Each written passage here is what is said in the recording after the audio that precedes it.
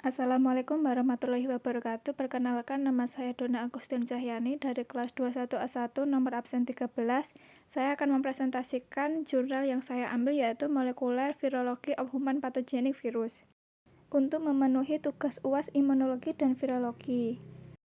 Kata pengantar, karena virus adalah agen penyakit menular yang mengancam jiwa baru-baru ini, bidang ini semakin mendapat perhatian karena pandemi influenza H1N1 2009, flu burung, wabah Ebola, wabah SARS, dan baru-baru ini wabah MERS dan wabah virus Zika. Selain virus yang baru muncul ini, virus yang sudah ada seperti HIV atau AIDS dan virus influenza tetap menjadi beban penyakit yang signifikan bagi kesehatan masyarakat di seluruh dunia.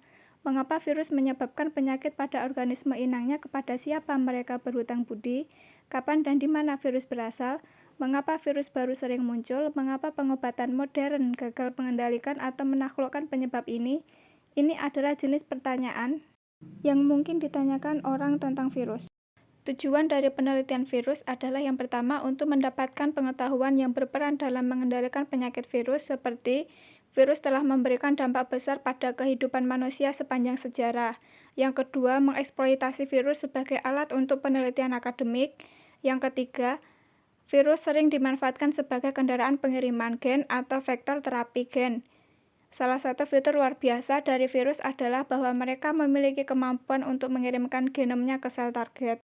Berikut diagram dari dampak penyakit virus pada harapan hidup manusia.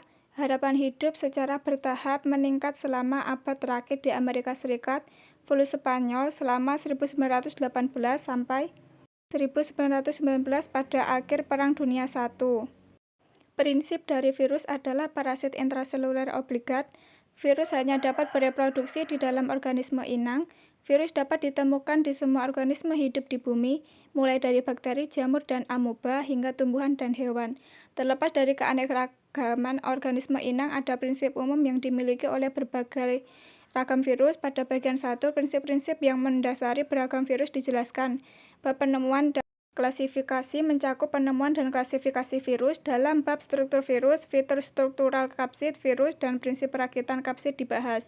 Prinsip-prinsip siklus hidup virus dibahas dalam bab siklus hidup virus. Metode yang digunakan untuk diagnosis virus dan penelitian virus dicakup dalam bab diagnosis dan metode. Definisi virus. Virus adalah agen menular yang dapat disaring.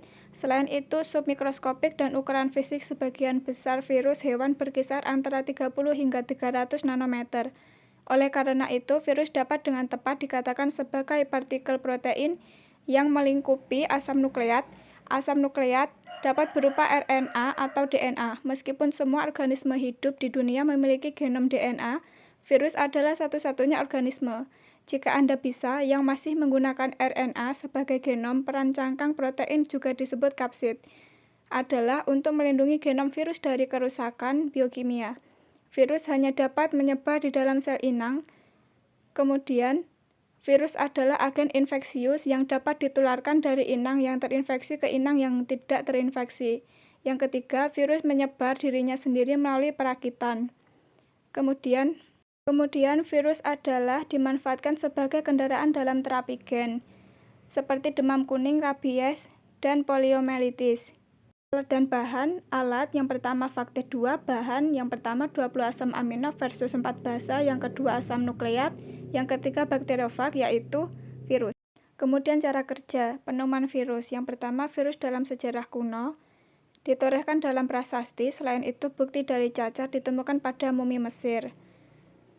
Bukti fisik paling awal mungkin adalah ruam postular yang ditemukan pada tubuh mumi Fir'aun Ramses V dari Mesir. Cacar juga dijelaskan dalam literatur Tiongkok kuno. Dipercayai bahwa runtuhnya budaya Inca dan Aztec di Amerika Selatan dapat dikaitkan dengan cacar dan campak yang dibawa oleh penjelajah Eropa. Yang kedua, penemuan virus pada tumbuhan dan hewan. Martinus Beijing di laboratoriumnya pada tahun 1921, Martinus Beijing menciptakan virus untuk mengartikulasikan sifat non-bakteri dari agen penyebab penyakit mozaik tembakau. Dia menamai patogen baru itu virus untuk menyoroti sifat non-bakteri. Kemudian Loeffler dan Frost, ilmuwan Jerman, menemukan agen yang dapat disaring dalam studi mereka penyakit kaki dalam mulut pada sapi pada tahun 1897. Yang ketiga, penemuan virus manusia. Demam kuning adalah salah satu yang etiologinya ditemukan pertama kali di antara virus patogen manusia. Penemuan virus demam kuning pada tahun 1902, virus manusia pertama yang pernah diisolasi. Tahun setelah penemuan agen etiologi rabies ditemukan. Rabies menyebar pada tahun 1880-an di Eropa saat anjing menjadi hewan peliharaan.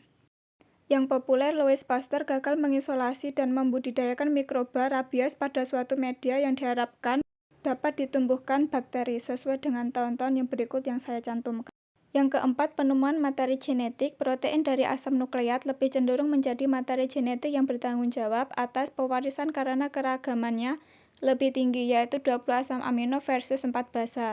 Percobaan yang membuktikan asam nukleat sebagai bahan genetik dilakukan dengan percobaan menggunakan bakteriofag, yaitu virus bakteri. Bakteriofag yang berkembang biak dengan cepat di inang bakteri menjadi subjek eksperimen favorit selama 1940 sampai 1960. Pada tahun 1952 ketika identitas materi genetik masih diperdebatkan, Hershey dengan jelas menunjukkan bahwa komponen asam nukleat T2 bakteriofag adalah materi genetik. Dalam eksperimennya, asam nukleat dan protein diberi radiolabel secara khas P dan S. Masing-masing fag T2 yang disiapkan seperti itu digunakan untuk menginfeksi bakteri dan diperiksa untuk melihat apakah P atau S terdeteksi dalam pelet sel setelah sentrifugasi. Jalur TMV yang menunjukkan lesi berbeda pada daun digunakan setelah dipisahkan menjadi protein dan RNA. Dua virus hibrida dibentuk kembali dengan mencampurkan dua komponen. Virus hibrida ini digunakan untuk menginfeksi tanaman inang. Hebatnya, fenotip virus hibrida yang dilarutkan ditentukan oleh RNA, tetapi bukan oleh protein. Keuntungan dalam virologi. Yang pertama, kemajuan teknologi DNA rekombinan yang didirikan pada awal tahun 1970-an. Yang kedua, sebagai disiplin ilmu yang mempelajari berbagai aspek infeksi virus pada sel inang dan konsekuensinya. Ditetapkan pada awal abad ke-20, disiplin virologi dapat dibagi menjadi beberapa subdisiplin seperti epidemiologi virus, virologi klinis, imunologi virus, dan virologi molekuler. Berikut merupakan beberapa gambar-gambar virus, RNA, dan DNA. Mutasi dan evolusi. Semua organisme hidup di bumi menggunakan DNA sebagai genom. Sebaliknya, virus menggunakan DNA atau RNA sebagai genom. Memiliki molekul RNA yang lebih fleksibel sebagai genom, virus RNA menunjukkan tingkat mutasi yang lebih tinggi. Akibatnya, virus RNA dapat bermutasi dan berevolusi dengan cepat pada tekanan antivirus.